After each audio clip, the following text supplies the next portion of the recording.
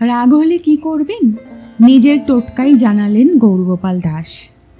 রাগ প্রত্যেক মানুষেরই হয়, আর রাগের চোটে আপনি আপনার সামনের মানুষকে কি বলছেন তা নিজেও জানেন না। রাগ কমে যাওয়ার পর যখন আপনি সেটা উপলব্ধি করেন, হয়তো অনেক দেরি হয়ে গেছে। সেই ব্যক্তি বা প্রিয়জন অনেক দূরে চলে গিয়েছে আপনার রাগের বশে বলা কথার জন্য। আর এই রাগকে কিভাবে নিয়ন্ত্রণে রাখবেন সে কথাই বলেছেন মোটিভেশনাল স্পিকার গৌরগোপাল দাস।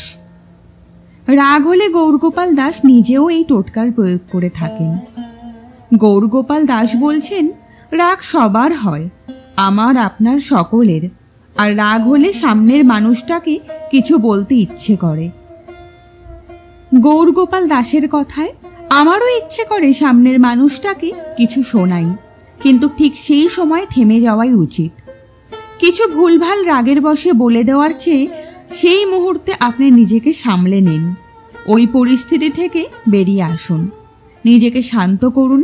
কিছুক্ষণ পর যার ওপর রাগ হচ্ছে বা যাকে নিয়ে সমস্যা, ঠান্ডা মাথায় কথা বলুন, এতে অনেক সম্পর্ক বাঁচে।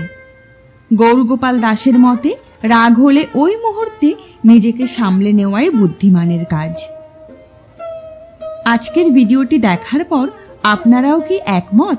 যদি একমত হয়ে থাকেন অবশ্যই কমেন্টের মাধ্যমে জানাবেন, এবং ভিডিওটি ভালো লেগে থাকলে লাইক, কমেন্ট অ্যান্ড শেয়ার করবেন। পরবর্তী আরও নতুন নতুন আপডেট পেতে চ্যানেলটি অবশ্যই সাবস্ক্রাইব করে রাখবেন। ভালো থাকবেন, সুস্থ থাকবেন।